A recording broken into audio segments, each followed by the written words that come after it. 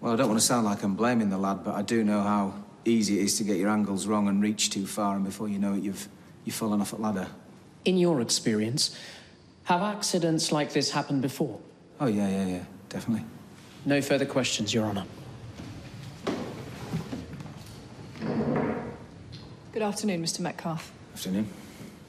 Tell me, is your daughter still in a relationship with Mr. Franklin? Yeah, on and off, yeah. They've been together a long time, considering how young they are and what they've been through and stuff, yeah.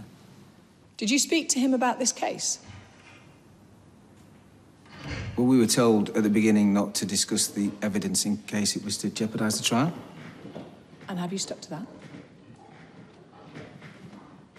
Mr. Metcalfe? Very cosy. Have you discussed this case with Mr. Franklin or anyone else in the past few days?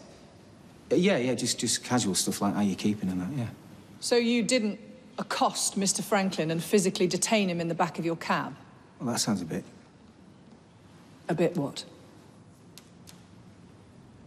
Well, it was Gary's idea. Gary Windass, Anna's son. He didn't want Seb messing things up for his mum. Where is Gary? Did you and Gary Windass intimidate Mr. Franklin? Well, intimidate sounds a bit strong. Well, what would you prefer? Persuade? Coerce? Threaten? We didn't threaten him.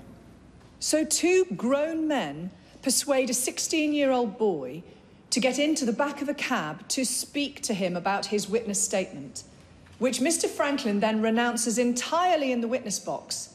And this doesn't count as intimidation. Well, it wasn't like that, really wasn't. No further questions, Your Honour.